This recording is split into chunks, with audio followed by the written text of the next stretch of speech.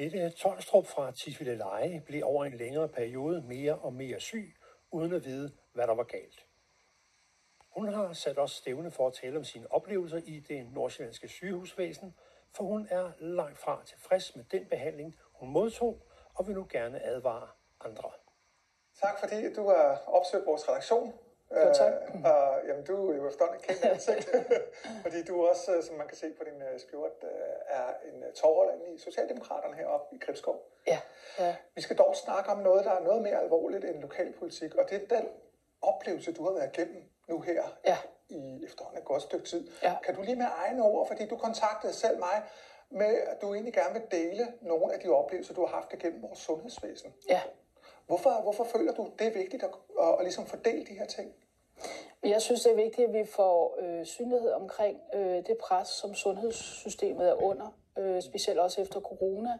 Manglende læger, manglende sygeplejersker, manglende koordinering, manglende rigtig mange ting. Men der er selvfølgelig også rigtig mange gode ting i sundhedssystemet, som stadigvæk fungerer. Men det havde nær kostet mig livet her for et år siden på grund af manglende god lægelig standard, hvis man kan udtrykke det sådan. For godt et år siden, der skete der det, at jeg kunne ikke forstå, at jeg ikke kunne spise mad, og jeg blev ved med at kaste op. Og jeg gik jo til lægen, som jeg skulle. Kom til speciallæge. Jeg gjorde alt det, jeg skulle som patient, og der blev ikke stillet nogen diagnose, og jeg blev mere og mere syg. Og til sidst i juli måned, under Musik i Lejet i forrige år, der stoppede jeg med at spise mad, stoppede sådan set også rigtigt med at drikke, og kastede bare op hele tiden, og min mave blev større og større. Det er jo voldsomt, altså bare det der med at have så lidt appetit, at du stort set ingenting spiser.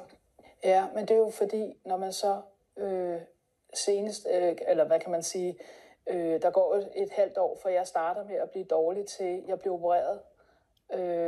Jeg blev opereret for tarmslyng efter at have været hos lægen i meget lang tid. Og det var derfor, du ikke havde appetit så meget? Ja, hele systemet lukker jo af. Jeg kunne til sidst ikke trække vejret næsten, og var ved at falde om flere gange.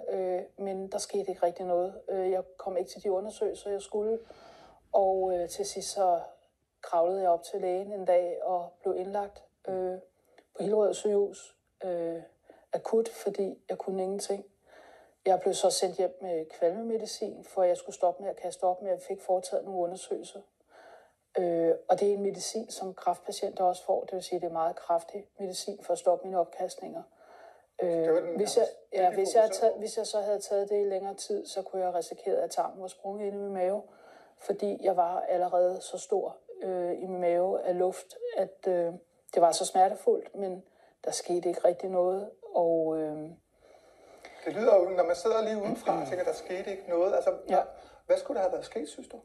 Jamen, jeg skulle have foretaget mig nogle undersøgelser, men den første gang, jeg bliver akut indlagt på Hillerød sygehus, der bliver jeg sendt hjem, fordi der er overbelægning, og for at vide, at jeg får en time til at gå, og jeg siger, at jeg er ikke klar til at tage hjem. Jeg har det meget, meget skidt, og jeg er meget, meget dårlig, og jeg havde svært ved at gå ud til udgangen, og det siger jeg så til den pågældende læge, og for så at vide, jamen, så var der en sygeplejerske, der kunne komme og følge mig ud. Det er jo nærmest som om, at det er så grotesk. Danmark, det her. Jamen, det er så grotesk.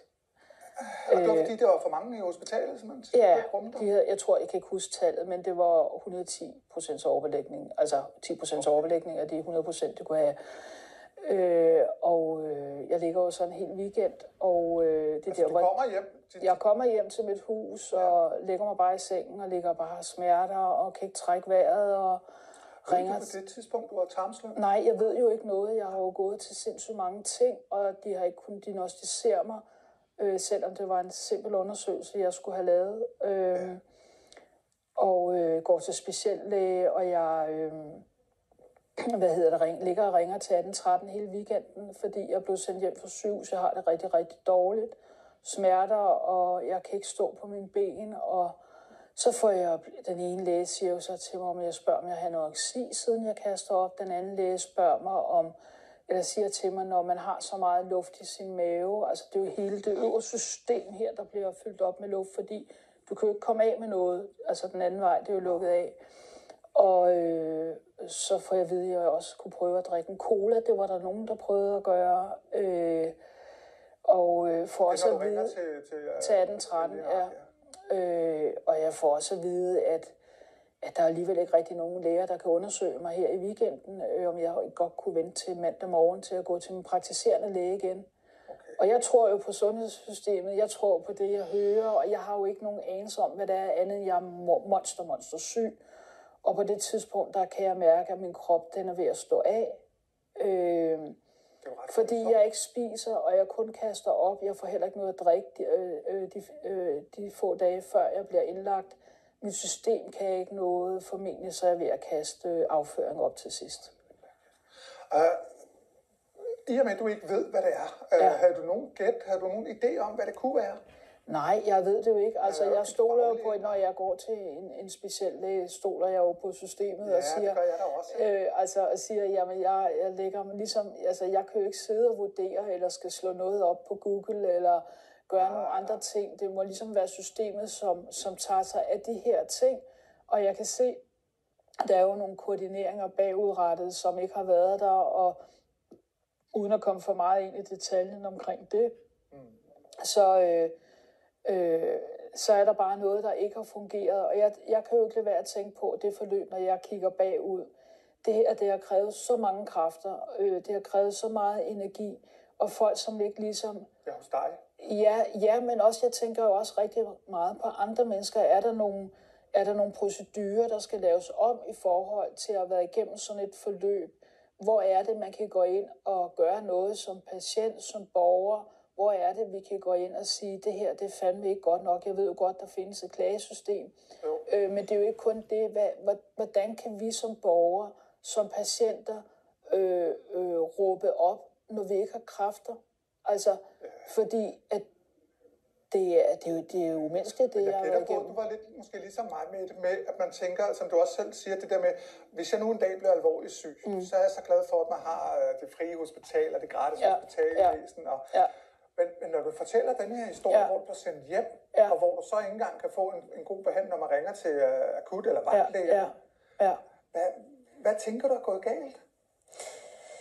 Jamen, jeg ved det ikke, fordi altså, når jeg også taler med lægerne, så har jeg jo ikke flere kræfter. Jeg har ikke mere at give af. Jeg lytter jo bare til, hvad der bliver sagt, og siger ja og nej. Og så ryger jeg jo ind igen.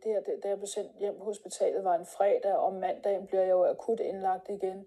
Okay. Og der er jeg faktisk lige ved at blive nægtet en scanning af min mave også, fordi de ved ikke, hvad de skal skrive årsagen til scanningen, men der får jeg banket i bordet, selvom jeg har ingen kræfter, og får så lavet den scanning, og så går der 5 minutter fra scanningen er taget til hele hospitalsvæsenet står over mig, og jeg ryger akut til det ene og det andet og det tredje, og finder ud af, at det er meget dybt alvorligt, at jeg faktisk er livsfare.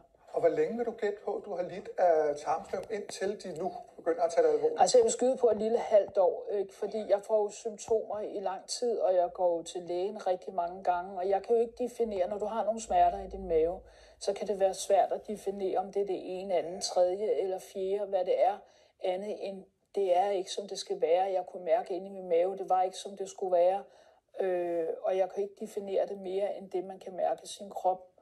Og jeg bliver jo også sendt til nogle undersøgelser, men jeg bliver jo ikke sendt til de rigtige undersøgelser, og jeg skal jo...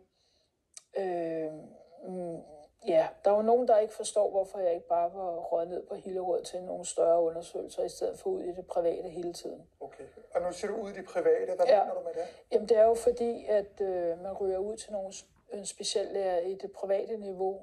Hvis jeg nu for eksempel har røget eller var kommet på Hillerød på ambulatoriet der, så har de jo alle muligheder, alle grene på én gang til at sende en videre akut. Og det, jeg ventede jo en måned hver gang, jeg skulle til en undersøgelse. Okay, så du synes, altså det der med, at der sker ikke rigtig noget, eller i hvert fald ikke nok inden for hospitalets egne rammer? Er det sådan? Nej, men det er ikke hospitalets rammer, det er jo andre steder, der udstikker fra, kan man sige, i forhold til, hvor det er, når du kommer til lægen. Hvad er det så, du skal gøre for at komme videre? Man tror jo på, at selvfølgelig, jamen det kan jo godt være det, som der gør, at du får smerter, eller det kan godt være det. Okay, ja.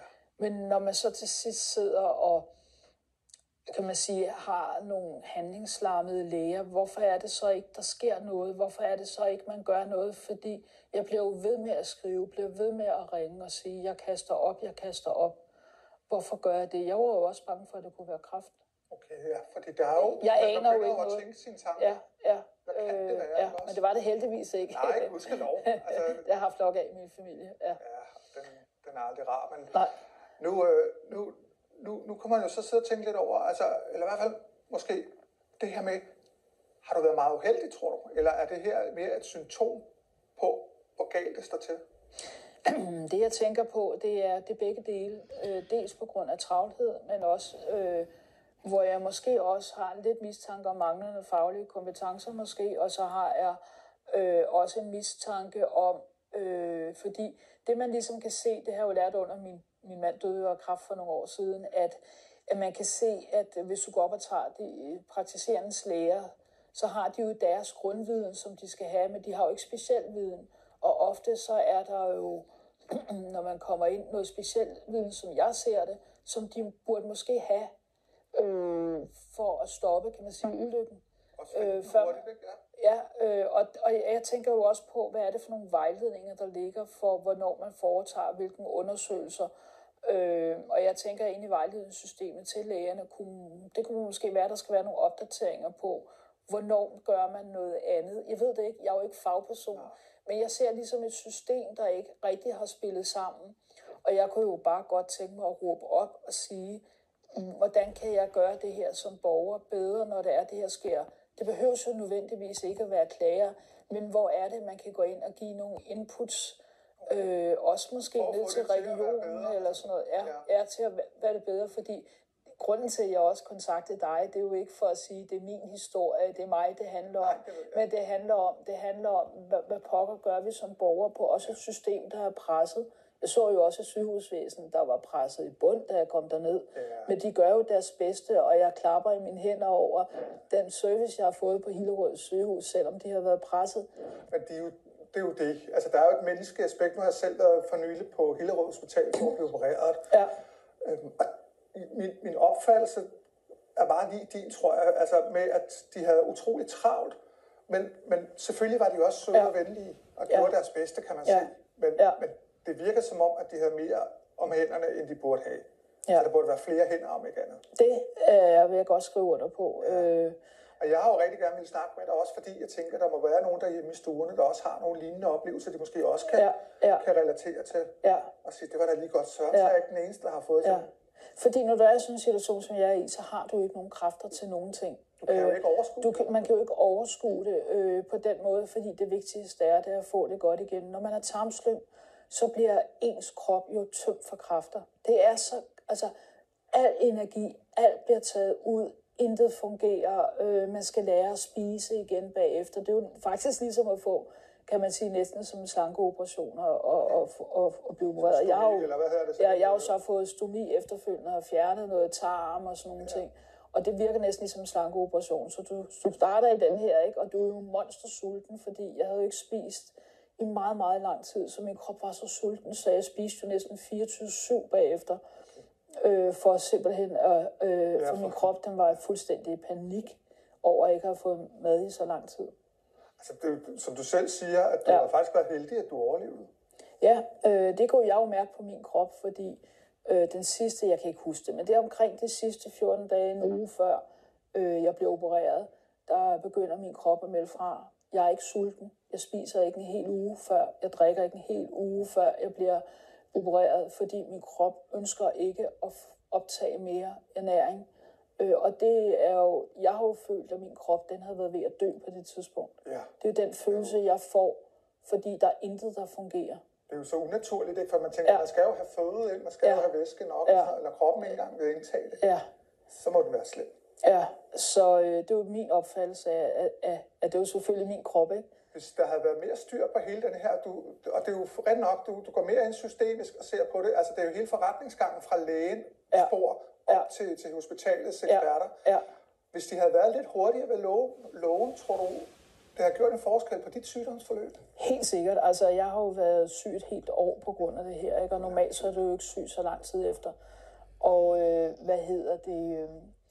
jeg havde jo også forskånet min krop på at blive udsat for en ekstrem stresspåvirkning, det fysiske stresspåvirkning, som en krop kan optage. Og når en krop bliver udsat for det, jeg har været igennem, så husker kroppen i rigtig lang tid, og det er jo sådan nogle ting, man skal arbejde med bagefter. I dag, der træner jeg jo fitness 3 gange om ugen, jeg går i varmvandsbassin, jeg laver jo en masse ting, og det er jo den måde, jeg kommer videre på, kan man sige. Men du også har fået hjælp, fordi du simpelthen har været igennem et traume?